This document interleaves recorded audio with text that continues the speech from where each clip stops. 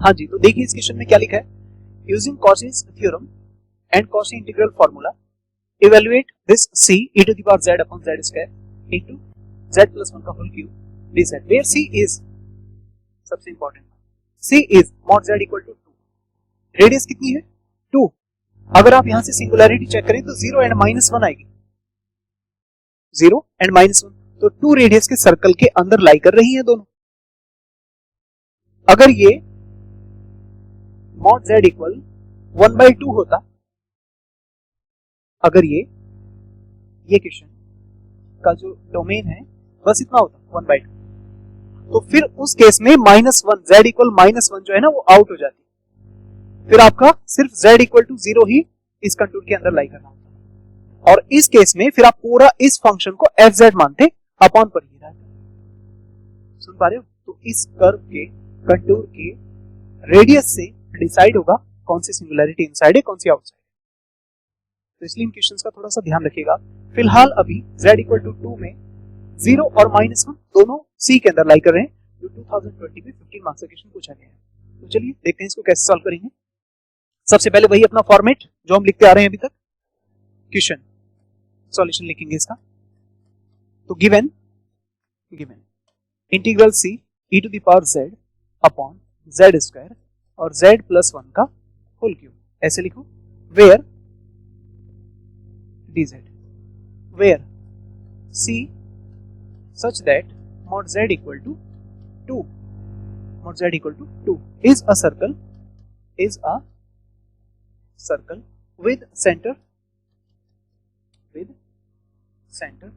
at origin and radius is equal to 2। तो अब आपने यहां ये एक्सप्लेन करने की कोशिश की कि हमारा जो डोमेन है वो 2 रेडियस का है, और अब जो भी सिंगुलैरिटी 2 से छोटी होंगी वो सब c के इनसाइड लाई करेंगी, ठीक है। वेयर, हाँ यहां पर, and z is equal 0 and -1 both lies inside c। ये बात आपने यहां क्लियर कर दी। साथ में इसकी फिगर भी बना दोगे तो अच्छा रहेगा, ठीक है, फिगर बना देना चाहिए। तो फिलहाल अभी इसका 2 रेडियस का एक सर्कल बना देते हैं इसे साइड में, और ये एक्स एक्सिस की तरह रियल एक्सिस हो गया और ये इमेजिनरी एक्सिस हो गया इसका, ठीक है। तो ये रहा इसका ओरिजिन 0 0, यहाँ बीच में कहीं 1 होगा और फिर ये होगा 2, ये 1 होगा ये 2। आपकी जो वैल्यूज आ रही हैं 0 है और -1 है, तो 0 तो इटसेल्फ यही वैल्यू है, ओरिजिन ये 0, और -1 कहीं ये होगा और ये रहा -2। तो मैंने आपको ये समझाया कि 0 और -1 ये दोनों वैल्यूज इस c के अंदर लाई कर रही है, ठीक है। तो ये जो सिंगुलैरिटीज हैं ये दोनों की दोनों इस कंटूर के अंदर लाई कर रही हैं, इसलिए अब आपको इसका पार्शियल फ्रैक्शन करना बने जरूरी है। अगर ये एक भी वैल्यू बाहर होती फिर हम इस फंक्शन को इसके साथ में ले लेते और फिर पार्शियल फ्रैक्शन की जरूरत नहीं थी। क्या इतनी बात आपको समझ में आ रही है? तो फिलहाल अभी आप इसका पार्शियल फ्रैक्शन करेंगे और उसके लिए यूजिंग पार्शियल फ्रैक्शन, ठीक है। पार्शियल फ्रैक्शन यही पूरा क्वेश्चन में मेहनत का काम है जो 15 मार्क्स आपको दिलाएगा, ABCDE इन पांचों वैल्यू को निकालने का। तो देखिए क्या है, 1 अपॉन z स्क्वायर और z प्लस 1 का होल क्यूब। तो इसका आपने स्कूल टाइम में याद होगा, तो पहले लीनियर फैक्टर लिखते थे फिर होल स्क्वायर लिखते थे ऐसे, और इसी तरह से ये भी c अपॉन z प्लस 1 और d अपॉन z प्लस 1 का होल स्क्वायर और फिर e अपॉन z प्लस 1 का होल क्यूब, ऐसे। तो ये 5 वैल्यूज ABCDE की आपको ये निकालनी आनी चाहिए, ठीक है। यही मेहनत का काम है। अब आप क्या करना, रफ पे जाना, इसको ठीक से आराम से सॉल्व करके निकाल के लेके आना। मैं थोड़ी हेल्प करता हूँ आपकी, आप सब लोग इसको सॉल्व करने की पूरी कोशिश करना। क्या करिए, एलसीएम लीजिए सबसे पहले, इसका करो, ये वाला पार्ट सब लोग करो, मेरे साथ करो ताकि आपकी प्रैक्टिस हो जाए। तो यहाँ पे देखो क्या क्या आएगा, एक z स्क्वायर से एक z आएगा और साथ में ये z प्लस 1 का होल क्यूब, ABC, अच्छा होल स्क्वायर, हाँ ठीक है, ये पहले सिंगल है फिर होल स्क्वायर, ठीक। हाँ जी देखो, a यहाँ पे z स्क्वायर की 2 पावर एलसीएम आएंगी, ये सोचो आप जेड स्क्वायर और जेड प्लस वन के होल क्यूब से मल्टीप्लाई कर रहे हो, या ये सोचो कि इधर से पूरा इसको मल्टीप्लाई कर दो। एलसीएम लेने का मतलब ये है, इसका एलसीएम लोगे तो वही तो आएगा, Z square Z plus one का होल क्यूब, एलसीएम से एलसीएम कट होगा। या फिर ये सोचो कि इधर वाली पावर्स इन सबको मल्टीप्लाई कर रही है, तो जो बचेगा उसे लिख दो। देखो यहाँ पे एक जेड बचेगा और जेड प्लस वन का होल क्यूब ये आएगा। फिर क्या आएगा देखो बी, बी ये जेड स्क्वायर पूरा पूरा कट और फिर जेड प्लस वन का होल क्यूब ऐसा आएगा। फिर सी इसके साथ जेड स्क्वायर होगा और जेड प्लस वन का होल स्क्वायर होगा। फिर सी इसके साथ जेड स्क्वायर होगा और एक जेड प्लस वन एक, और फिर ई फिर ओनली जेड स्क्वायर। अच्छा सी दो बार लिख दिया, ठीक है, ठीक करते हैं इसको। ये डी, ध्यान रखना इन बातों को क्योंकि थोड़ा सा लेंथी क्वेश्चन है तो कहीं कोएफिशिएंट वगैरह लेने में गड़बड़ हो सकती है। एक तरीका तो ये है कि आप इसी को आप इक्वेशन नंबर 1 मानो, इक्वेशन 1, और जो वैल्यू कम से कम दो वैल्यू आप इसमें रख सकते हैं, जैसे z इक्वल टू 0 रखेंगे तो वहां से आपको b की वैल्यू मिल जाएगी, और z इक्वल -1 रखेंगे वहां से e की वैल्यू मिलेगी, क्योंकि जो बड़ा वाला पावर्स है ना वही नॉन जीरो रहेगा, बाकी सब जीरो हो जाते हैं। ठीक है, कम से कम दो वैल्यू आप इसमें निकाल सकते हैं। तो at least z equal to 0, z equal to -1 पर जो दो वैल्यू आ रही है, मेरे ख्याल से एक b आएगा और एक e आएगा, उन दोनों को आप बताइए कैसे सॉल्व करके।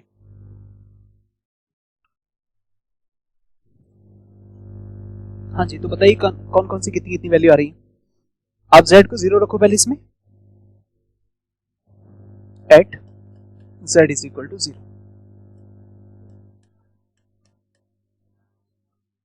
ठीक है, देख लेते हैं z इक्वल टू 0। तो जैसे आप इसमें 0 रखेंगे तो लेफ्ट साइड में तो कुछ नहीं होने वाला, लेफ्ट साइड में तो 1 है, इज इक्वल टू जहां जहां पर z है a के साथ ये 0 हो जाएगा, b के साथ z नहीं है, इन सभी के साथ z z z मल्टीप्लाई में है तो सिर्फ b मिलेगा।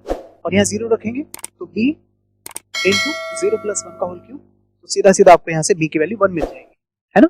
तो a 0 होगा बस b, और ये 0 प्लस 1 का होल क्यूब, और आगे के तीनों 0 हो जाएंगे ऐसे। तो फिर इस तरह से आपको b की वैल्यू कितनी मिल रही है, 1 मिल रही है। b कितना, 1। ठीक है, तो b की वैल्यू देखिए कितने आ रही है, 1। जैसे आप इसमें z को 0 रखेंगे तो ये 0, ये तीनों 0, और यहाँ 0 रखेंगे तो 1 उसका क्यूब, तो b इक्वल टू डायरेक्ट 1 आ गया। ठीक है, अब इसके बाद आप इसमें देखेंगे नेक्स्ट वैल्यू, ये 0 रख के तो कुछ फर्क नहीं पड़ा, यहीं से मिलेगी। z इक्वल टू -1 रखो आप, z इक्वल टू,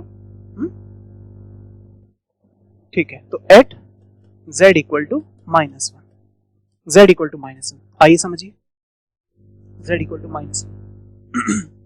यहाँ पे -1 रखेंगे तो ये वाला z -1 प्लस 1 0 कर देगा, ये भी 0 हो जाएगा, ये भी 0 होगा, ये भी 0 होगा, लास्ट वाला बचेगा बस e, और उसकी जगह क्या रहेगा, तो 1 इज इक्वल, चारों वैल्यू पहली स्टार्टिंग की 0 हो जाएगी, और e और ये -1 का स्क्वायर करेंगे तो वो भी प्लस हो जाएगा।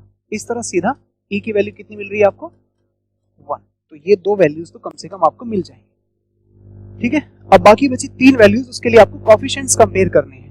कोएफिशिएंट्स, तो कोएफिशिएंट्स कंपेयरिंग कोएफिशिएंट्स ऑफ, सबसे बड़ी पावर इसमें 4 मिलेगी आपको, 4, z टू द पावर 4। देखो अगर आपसे नहीं होगा ये कोएफिशिएंट कंपेयर तो आप क्या करना, रफ पे इसको मल्टीप्लाई कर लेना, आराम से पूरा एक्सपेंड करके मल्टीप्लाई करके z की पावर 4 इन सबको करना। और अगर थोड़ा सा दिमाग चलाओगे तो मैं अभी तुम्हें सीधा सीधा इसको बिना एक्सपेंड करे दिखाता हूं कैसे कैसे होता है। z टू द पावर 4 सोचिए कहां कहां आएगा, जब इसका होल क्यूब खोलेंगे तो z क्यूब आएगा, बाहर से z और मल्टीप्लाई करेगा तो z की पावर 4 a के साथ आया, तो कोएफिशिएंट एक तो बना यहां से a, तो लेफ्ट साइड से तो कोई भी नहीं है 0, यहां से बनेगा a। उसके बाद सबसे बड़ी पावर 4 हो चुकी है। अब यहां देखेंगे यहां सिर्फ हाईएस्ट पावर 3 आएगा, z क्यूब तो नहीं है यहाँ, z स्क्वायर, और देखो जब इसको एक्सपेंड करेंगे तो z स्क्वायर आएगा, z की पावर 4, उसके साथ कौन है c, तो c और लिखिए, आराम से लिखिए, कोई जल्दबाजी नहीं है। अगर आप ऐसे लिख सकते हैं तो ऐसे लिख लीजिए, नहीं तो अगर आपसे नहीं होगा आप उसका होल क्यूब मल्टीप्लाई करके सीधा रफ पे आराम से कर लेना। ठीक है, गलती नहीं होगी फिर। ठीक, इसके बाद यहाँ c तक हो चुकी बात, z4 और कहीं है क्या, ये देखो d z स्क्वायर और z क्यूब बनेगा, बस 4 पावर वाले इतने ही थे। तो ये जो इक्वेशन है वो इतनी रहेगी, 0 इक्वल a प्लस c। अब इसके बाद आप comparing coefficients of z cube, उसको देखिए, z क्यूब के कोएफिशिएंट, लेफ्ट साइड पे कोई z क्यूब नहीं है तो आप इसको 0 ले लीजिए। राइट साइड में जरा ध्यान से समझना, z क्यूब के कोएफिशिएंट लेने में सबसे ज्यादा गलती होगी, इसलिए मैं बार बार कह रहा हूं, नहीं अगर ऐसे कंपेयर होंगे तो मल्टीप्लाई करके आराम से रफ पे लिख लेना। तो सुनिए जरा क्या क्या होंगे, ध्यान से सुनिए। पहली बात, जब यहां से z+1 का होल क्यूब आप खोलेंगे तो 3a² होता है ना, तो 3z² मिलेगा, और उसमें 3z² को बाहर से az मल्टीप्लाई करेगा तो 3z³ नहीं होगा, तो पहला कोएफिशिएंट मिलेगा आपको यहां से 3a। तो ये रहा 3a। क्या इतनी बात आपको समझ में आ रही है? इसलिए अगर सादा दिमाग में नहीं आएगा तो एक्सपेंड करके खोल लेना आप रफ पे आराम से घर पे बैठ के। तो यहां से आप जब 3a²b करते हैं तो 3z² इंटू 1 आएगा, तो 3z² को az मल्टीप्लाई करेगा, वहां से z³ बनेगा, तो 3 और a कोएफिशिएंट हो गए। आगे देखो, z³ एक्सपेंड करोगे, सीधा सीधा b मल्टीप्लाई कर रहा है, तो आराम से इसको लिखेंगे प्लस b, तो ये रहा b। उसके बाद जरा यहां देखो, इसका होल स्क्वायर खोलोगे तो उसमें 2z आएगा और z² बाहर है, तो 2cz³, 2c, तो प्लस 2c। इसीलिए 15 मार्क्स है सवाल के, समझ में आया? तो इसलिए अपना दिमाग बिल्कुल आराम से पीसफुल कूल होकर के इन कोएफिशिएंट्स को कंपेयर करो, नहीं अगर ऐसे होंगे तो एक्सपेंड कर लेना बच्चों की तरह। ठीक, यहां से c हुआ। अब आगे देखो, d को सीधा मल्टीप्लाई होते हुए देख रहे होंगे z³, तो यहां से प्लस d और आया, तो एक इक्वेशन ये बनी। करेंगे इसको भी ठीक, इसमें जिसकी वैल्यू हमें पता है, जैसे b की वैल्यू पता है वो रख देंगे, थोड़ी देर में रखते हैं। पहले सारे कोएफिशिएंट कंपेयर करते हैं। Comparing coefficients of z²। अब z² के बारे में, लेफ्ट साइड में अभी भी कोई z² नहीं है, तो क्या करिएगा, 0 इज इक्वल। राइट साइड में देखो z² कब आएगा, जब इसका होल क्यूब खोलेंगे तो उसमें आपको 3z भी मिलेगा, z³ 1³ 3z² प्लस 3z, तो 3z और az मल्टीप्लाई करेंगे तो 3az² नहीं आएगा, तो इसका मतलब फिर से 3a कोएफिशिएंट है। तो यहाँ इन कोएफिशिएंट को कंपेयर करने की सबसे इंपॉर्टेंट बस यही बात है, अगर आपको ऐसे कंपेयर करना आ रहा है, दिमाग में खोलना कि कहां कौन मल्टीप्लाई करेगा तो कर लेना, नहीं तो आप खोलना मल्टीप्लाई करके रफ पर 3a। उसके बाद देखो यहाँ z² वाले कोएफिशिएंट कंपेयर करें, इसका होल क्यूब खोलेंगे फिर से 3z² होगा, प्लस मल्टीप्लाई करेगा b तो प्लस 3bz², तो फिर से क्या आएगा यहाँ 3b आएगा। उसके आगे b हो गया, यहाँ देखो यहाँ बनेगा क्या, z² बनेगा क्या, जब इसका z+1 का होल स्क्वायर खोलेंगे तो 1 मिलेगा कांस्टेंट, और फिर उसको cz² मल्टीप्लाई कर रहा होगा तो c मिलेगा, तो यहाँ पे एक मिला ना c। अगर आपने एक भी कोएफिशिएंट छोड़ दिया ना गलती से या कुछ भी भूल गए, सारा क्वेश्चन गलत। यही है सबसे खतरनाक चीज मैं बता रहा हूँ। और देखो 10th क्लास का पार्शियल फ्रैक्शन है ये, वहां इसलिए सिखाया गया है ताकि तुम कल के दिन यूपीएससी का एग्जाम दो और आईएएस बनो, देश चलाओ। और फिर बच्चे पूछते हैं क्यों पढ़ा रहे हो फिर हमें, आपकी मेंटल एबिलिटी की एक्सरसाइज कराने के लिए, आपका धैर्य देखने के लिए, आपके अंदर पोटेंशियल चेक करने के लिए, ठीक है। 3b प्लस c, ठीक। इसके बाद देखो कौन आएगा, z² का कर रहे हैं ना, ये 1 है तो dz², तो d और आएगा यहां से और e भी आएगा, तो d प्लस e, तो प्लस d और प्लस e। एक और last coefficient of z, left side में अभी भी कोई z नहीं है, 0 ही रहेगा, z नहीं है देखो 1 है। अब z कहां आएगा, z कहां आएगा, जब ये यहां से होल क्यूब खुलेगा तो 1 आएगा उसमें, और 1 az से मल्टीप्लाई करेगा तो अब a रहा। तो आपने देखा ये a ने ना लगभग हर कोएफिशिएंट में पार्टिसिपेट किया है, तो इससे सावधान रहना। इसलिए मैं कह रहा हूं कि अगर नहीं आपको ऐसे आ रहा है तो मल्टीप्लाई करना, होल क्यूब खोलना, सब ठीक करके लिख लेना, फिर उसके बाद कंपेयर करना। तो यहां से क्या मिलेगा, a आया प्लस इसके आगे, यहां देखो z के कोएफिशिएंट कंपेयर करें तो यहां 2z आएगा, 2z तो 2b। इन बातों का ही ख्याल रखना है, बस यही बात है। अगर ये 2 भी छूट गया पूरा आंसर गलत, 2b। और c के बारे में क्या ख्याल है, यहां कभी कोई z नहीं मिलेगा, z² है ना, अच्छा क्यूब में, हाँ ठीक है 3b आएगा, सही 3b आएगा, ठीक है।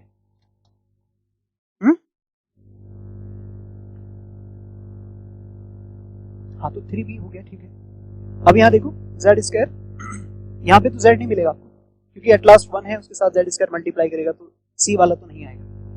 यहां आएगा क्या, यहां भी देखो दिख रहा है z², ये 1 से मल्टीप्लाई करेगा तो z नहीं मिलेगा, e z² वो भी नहीं मिलेगा। तो अभी फिलहाल अभी आपका आंसर भी इतना ही है, a प्लस 3b। अब ये आपके पास कोएफिशिएंट कंपेयर करने के बाद इक्वेशंस बन चुकी हैं। अब जरा यहां से वैल्यू निकालना सीख लीजिए। ध्यान से सुनिए, आपके पास b की वैल्यू 1, तो यहां आप b की वैल्यू रखेंगे तो क्या a नहीं मिल जाएगा? तो यहां से आपको क्या मिलेगा, देखो ये 0 इज इक्वल टू a और प्लस b की वैल्यू 1, तो यहां 3 नहीं आ जाएगा? तो इस तरह से आप ये बताओ a की वैल्यू कितनी, -3, तो एक वैल्यू यहां से आई, a की वैल्यू -3। अब रखते जाओ तो सारी वैल्यू मिल जाएगी। देखो इसके बाद, हाँ जी, a की वैल्यू जैसे यहां पे रखोगे तो फिर c की वैल्यू कितनी हो जाएगी, 3 हो जाएगी। तो इसको आप यहां पे रखोगे तो यहां c की वैल्यू क्या आ जाएगी, c इज इक्वल टू 3 आ जाएगा।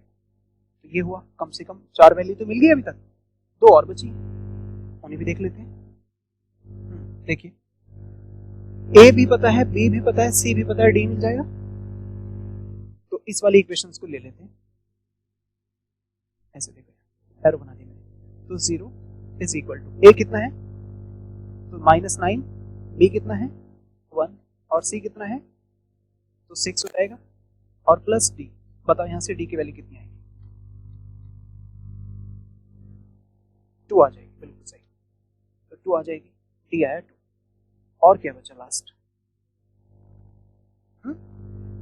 e पहले से पता है, हाँ तो इसमें रखने की जरूरत नहीं है, 5 वैल्यू है ABCD की। इस तरह से आपको वैल्यू निकालनी है इसमें। आप सोच रहे हो, यह है क्वेश्चन 2020 का 15 मार्क्स का क्वेश्चन है। समझ में आया कुछ? अब इस वैल्यू को ABCD को यहां पे रखिए और बताइए फिर क्या क्या बनता है। लिखेंगे देन 1 अपॉन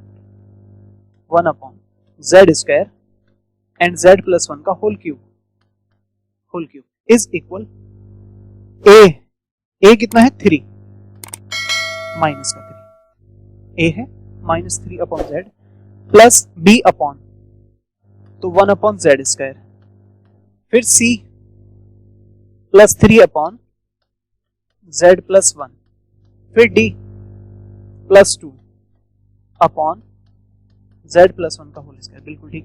फिर e 1 अपॉन z प्लस 1 का होल क्यूब। तो ये आएगा जी ऐसे। पहले आप इसको आराम से लिख लीजिए क्योंकि ये वो लाइन है जो हमने इसके बदले लिखी है। ठीक है, ABCD की पांचों की वैल्यू निकालना इस तरह से किया जाता है, और फिर आप इसका इंटीग्रेशन लगाएंगे दोनों साइड में, फिर इंटीग्रेशन होगा कॉची इंटीग्रल फॉर्मूले का यूज करके। दोनों फॉर्मूले यूज होंगे, सिंपल वाला भी और होल पावर n+1 वाला भी, क्योंकि आप देख रहे हैं यहाँ पर 3 पावर है, 2 पावर है, और यहाँ पर इसको z-0 का होल स्क्वायर लीजिएगा। चलिए अब इसके आगे आप इसका कॉची इंटीग्रल फॉर्मूला लगाओ इसमें, और 5 बार वो वैल्यू निकल के आएंगी। हाँ जी, तो इसके आगे क्या करेंगे, इस पूरे फंक्शन को इंटीग्रल के साथ में लिखना है fz अपॉन ये, और इसका fz कौन है, fz बताओ कौन है, e to the power z, और अपॉन पर ये पूरा फैक्टर जो है इसको इंटीग्रल के साथ लिखेंगे। तो ये 5 इंटीग्रल्स सेपरेटली अलग अलग लिखे जाएंगे। तो बस क्या करना है, a की पावर z dz से मल्टीप्लाई, इंटीग्रेशन का निशान। चलो बताना जरा एक एक करके क्या आएगा। लिखेंगे then integral c e to the power z upon ये था z स्क्वायर और z प्लस 1 का whole cube dz is equal, देखो पहले क्या आएगा, -3 है ना, तो इसको कोएफिशिएंट को आप इंटीग्रल से बाहर ही कर दो, तो ये लिखा -3 integral c e to the power z upon z और dz। फिर इसके बाद क्या है, इसके बाद 1 है, तो जस्ट 1 लिखिए आप। तो इसे क्या लिखेंगे, integral c e to the power z upon z square, तो इसको z को ना ऐसे लिखना, z-0 का स्क्वायर dz, ताकि हम nth डेरिवेटिव वाला फॉर्मूला इसमें समझ सके। z-a का होल स्क्वायर होता है ना, यह तो सिंपल z-0 आपको नजर आ जाएगा। फिर तीसरा क्या है, +3, तो +3 है, ये भी सिंपल है, तो यहां पर आप लगाएंगे +3 बाहर ऐसे, इंटीग्रल c, हाँ जी, e to the power z upon yes dz, ये आया इतना। और इसके बाद होल स्क्वायर वाले क्या क्या है, वो 2 और 1 है, तो ठीक है, तो इसको और लिख देता हूं मैं, नीचे लिख देता हूं। तो ये रहा +2 e to the power z upon z plus 1 का होल स्क्वायर dz, ऐसे आएगा। और लास्ट में ये देख लीजिए, लास्ट में +1 e to the power z upon z plus 1 का होल क्यूब और ये क्या रहा, dz हो गया, इस तरह से। अब बताइए मुझे, दोनों फॉर्मूले आपको इसमें अप्लाई करने पड़ेंगे, nth डेरिवेटिव का भी, क्योंकि होल स्क्वायर यहाँ है, यहाँ होल स्क्वायर है, यहाँ क्यूब है, ठीक है, इतनी बात समझ में आ रही है। और देखो ये दोनों सिंगल सिंगल, तो अब तुम्हें आंसर लगाने आ रहे हैं, देखो इसमें ये फॉर्मूला में दिखा देता हूं आपको फिर से, देखिए ये अगर यहां पर सिंगल पावर है तो 2 पाई आयटा एफ ऑफ ए की वैल्यू पहचान लेना है z माइनस करके, और अगर होल पावर n+1 है तो n की वैल्यू कैसे मिलेगी, एक वैल्यू कम करके, n+1 को पावर से कंपेयर करो, एक कम हो जाएगा तो n आ जाएगा, जैसे कहीं 2 लिखा है तो n की वैल्यू 1 हो जाएगी, होल पावर में 2 लिखा है तो n कितना हो जाएगा 1, होल पावर में 3 लिखा है तो n कितना हो जाएगा 2, और a पहचान लेना, z माइनस में लिखा होगा वो a होगा, तो 2 pi iota upon n factorial f n a ऐसे। तो अब देखो इसे डायरेक्ट लगाना यहां पर सीधा इस तरह से, आइए एक एक वैल्यू सीधा लगाना शुरू करते हैं, समझिए जरा, देखो ये लिखा है -3 मल्टीप्लाइड, इसके साथ 2 पाई आयटा आना चाहिए, ये लो 2 pi eta f of 0, just सीधा सिंगल वाला है ना, z माइनस 0 समझ सकते हैं, ये होल स्क्वायर का है, तो देखो क्या आएगा 2 पाई आयटा अपॉन n पहचान लोगे, यहाँ n कितना है 1, तो 1 फैक्टोरियल और f डैश एक बार डेरिवेटिव 0, समझ में आया, f डैश, इसका बताओ इसका क्या लिखोगे, 3 मल्टीप्लाइड, ये सिंगल है 2 पाई आयटा f ऑफ -1, तो 2 पाई आयटा f ऑफ -1, ये रहा, और फिर इधर देखो होल स्क्वायर है, यहाँ बताओ n कितना होगा 1, और n यहाँ पे कितना होगा 2, इतनी बात समझ में आ रही होगी, तो इसके लिए क्या लिखेंगे +2 इंटू 2 पाई आयटा, ठीक, इसके लिए क्या आएगा f एक बार डेरिवेटिव ऑफ -1, a पहचान रहे हो ना, z माइनस a माइनस, आगे और अपॉन पर क्या आएगा 1 फैक्टोरियल ऐसे, एक और बचा, क्या बचेगा बताओ, ये वाला 2 वाला, तो 2 pi iota upon 2 factorial into f2 और -1, ठीक है। अब मैं तुम्हें थोड़ी सी वैल्यू समझा देता हूं, इन सब के लिए fz जो है वो e to the power z है, अगर इसी से आप f1 निकालना चाहें तो वो भी e to the power z आएगा, और इसी से फिर f2 निकालना चाहें तो वो भी क्या आएगा e to the power z ही आएगा। अगर आपने इसमें 0 रखना है तो f0 की value e to the power 0 1 है, f1 0 निकालना है तो a की पावर 0 फिर से 1 है, और f1 माइनस के साथ निकालना है डैश में, तो e टू द पावर -1 ये 1/e आएगा ऐसे, ठीक। यहाँ पर भी अगर आप f-1 निकालना चाहते हैं तो e की पावर -1 मतलब 1/e आएगा, ये वैल्यू पहले निकाल के रख लें इस साइड में, ठीक। इधर से भी निकालो, अगर आपको यहाँ से f2 -1 चाहिए तो a की पावर -2 यानी 1/e², तो इन सारी वैल्यूज को आप यहाँ रख सकते हैं। देखिए फिर एक ही लाइन में क्या बनेगा, 2 पाई आयटा अगर सभी से कॉमन ले लूं तो चलेगा, ये लो मैंने सबसे कॉमन निकाल दिया, 2 पाई आयटा बार बार लिखना पड़ेगा सबके पास से, देखो इसको सबसे कॉमन निकाल दो बाहर, यहाँ क्या होगा -3, हाँ बोलो,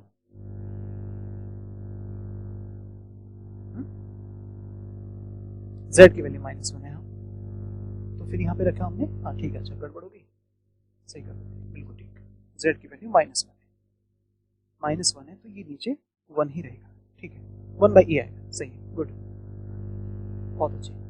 तो देखो यहाँ -3 2 पाई आयटा f0 की वैल्यू कितनी है, जस्ट 1 है, तो बस इतना ही रहेगा, प्लस ये 2 पाई आयटा कॉमन जा चुका है, 1 तो अपॉन पे 1 ही रहता है, f-0 इसमें डैश करके 0 रखा तो भी 1 रहेगा, तो कुल मिला के यहाँ से तो 1 बचा, इसके आगे ये 2 पाई आयटा कॉमन जा चुका है, तो ये रहा यहाँ पे 3, और इस f-1 की वैल्यू कहाँ निकाली हमने, f-1 1/e है, तो ये 3/e हो जाएगा, ऐसा 3/e हो जाएगा। आगे बढ़े तो ये 2 लिखा है, +2 ये 2 रहा, f-1 तो f-1 1/e फिर से, तो ये 2/e हो गया, 2/e, इसके बाद फिर से ये 2 पाई आयटा बाहर, ये 1/2 फैक्टोरियल 2 होता है, और f डबल डैश वो भी कितना है 1/e, तो कितना होगा 2/e, तो लास्ट में क्या लिखेंगे,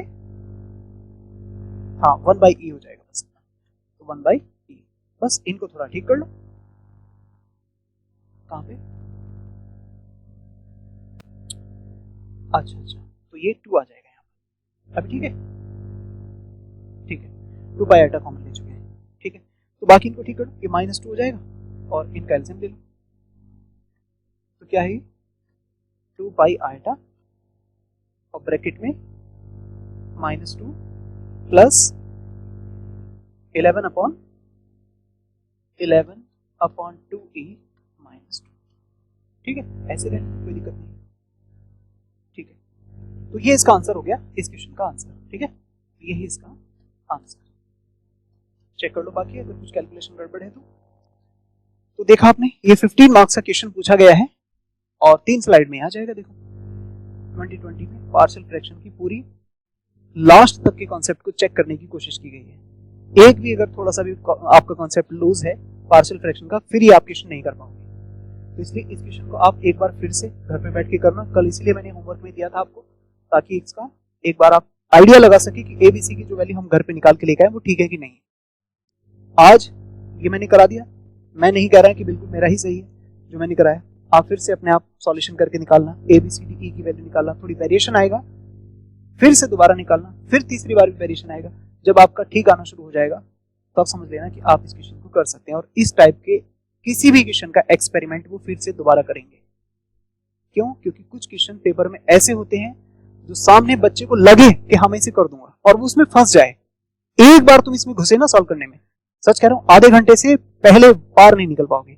और वो भी निकल गए तो ये एबीसीडी कंफर्म नहीं है, ठीक है। और अगर ये कंफर्म नहीं है, ठीक है, तो फिर आपका आंसर पता नहीं कि ठीक होगा कि नहीं होगा। और एक तो आपने 15 नंबर गवाए, दूसरा आपने वहां पर आधे घंटे से भी ज्यादा टाइम वेस्ट किया जिसमें आपके बाकी क्वेश्चन हो सकते थे। अब बस आपका पेपर खराब हो गया। तो कुछ मनहूस क्वेश्चन वो पेपर में डाल के रखते हैं जानबूझ के, ट्रैप होता है। कमी किस बात की? बस कॉन्सेप्ट क्लियर होना चाहिए। कॉन्सेप्ट क्लियर होगा तब आप इसके क्वेश्चन का फाइनल आंसर तक बना सकते हैं। इसमें ये वाली लाइन है जो कॉची इंटीग्रल फार्मूले की जो हमने डायरेक्ट लगाई है, इससे पहले सारी की सारी जो भी बातें हैं वो एबीसीडी ई निकालने की है, ठीक है। इस क्वेश्चन में मैंने कॉची का फार्मूला नहीं लिखा है, वो आप नोट करके साइड में लिख लेना, ठीक है, आंसर राइटिंग के हिसाब से। इसके साथ साथ कुछ और क्वेश्चंस मैं आपको दिखाता हूं। देखिए ये वाला क्वेश्चन 2014 में 8 मार्क्स का पूछा जा चुका है यूपीएससी के अंदर, 8 मार्क्स का यूपीएससी में। बहुत सिंपल है, आइए समझिए इसको। देखने में थोड़ा सा टिपिकल लग रहा है, पहले जरा मैं चाहता हूं 2 मिनट आप इसको देखकर जरा सॉल्व करने की कोशिश करें। करो अपने आप।